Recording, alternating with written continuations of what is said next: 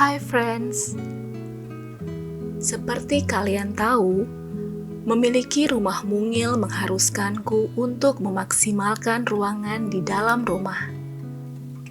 Dengan adanya keterbatasan tempat ini, outdoor laundry room adalah salah satu pilihannya. Poin utama dari ruang cuci jemur minimalis outdoor ini adalah memaksimalkan tempat serta adanya ketersediaan cahaya dan panas alami. Mendekorasi laundry room akan membuatnya lebih cantik dan nyaman ketika sedang menyelesaikan kegiatan mencuci dan menjemur yang biasanya terasa berat. Bukan hanya enak dipandang mata saja, mendekorasi ruangan mencuci jemur ini juga mampu membangun mood yang menyenangkan. Jadi, secara fungsional untuk keperluan mencuci, tapi juga secara estetis lebih cantik dan rapi pastinya. Selama beberapa bulan ini, aku merasa ketika mendekorasi rumah, aku bisa menemukan cara self-healing. Ketika pikiranku sehat, akan membawa harmoni ke dalam hidupku. Secara pribadi, ketika pikiranku sehat, maka akan ada banyak ide dan hal-hal kreatif yang bisa aku ciptakan. Aku selalu suka hal-hal yang berbau kreatif, karena menurutku itu bisa membantuku untuk memiliki healthy mind and soul.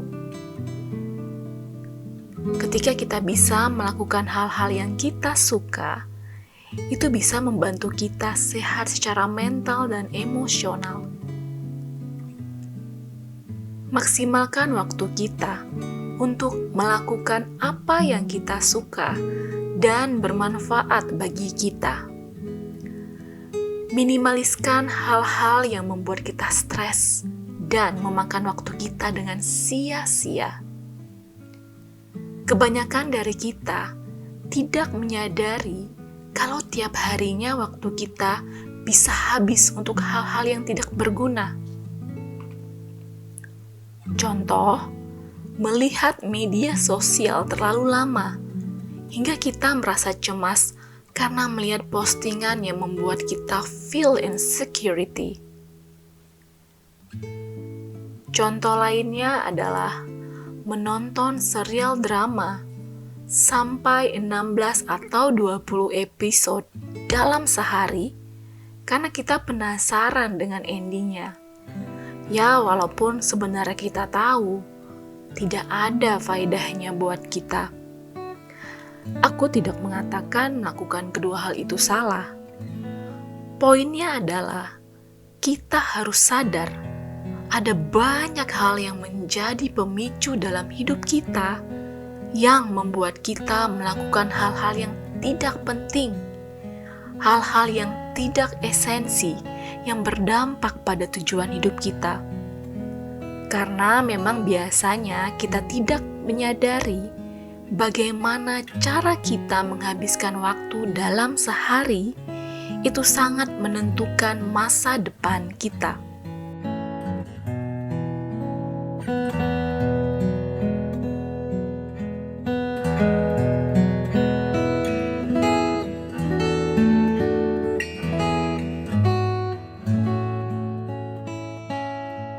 A.W. Tozer mengatakan dalam bukunya Pursuing God, aktivitas tanpa tujuan menandakan nilai dan harga manusia itu sendiri. Karena salah satu cara untuk mengasihi Tuhan adalah dengan mengoptimalkan waktu untuk memuliakannya. Pengelolaan waktu yang tepat harus diawali dengan perspektif yang tepat. Perspektif yang tepat dimulai dari cara berpikir yang tepat. Jadi mulailah dengan memiliki cara berpikir yang tepat. What you think is what you do. So, start with what you think.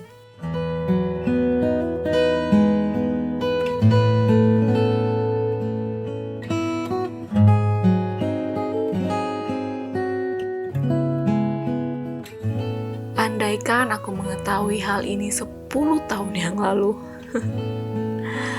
But at this stage of life, banyak hal yang kupikirkan. Bagaimana masa depanku kelak? Bagaimana bisa melakukan apa yang menjadi passionku tanpa terbebani tagihan tiap bulan? Bagaimana agar hidupku berdampak bagi orang lain dan masih banyak hal lainnya. Namun, ketika aku membaca ayat ini, aku begitu terkesima.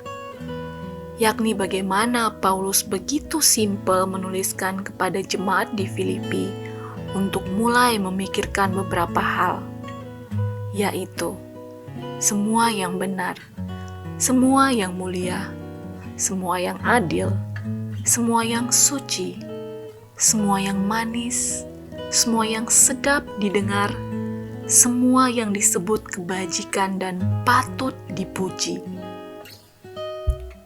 Waktu yang kita miliki adalah elemen penting untuk dampak yang kekal dalam kehidupan kita. Pertanyaannya, apakah kita sedang memuliakan Tuhan di waktu-waktu kita? Di waktu yang Tuhan berikan dalam hidup kita.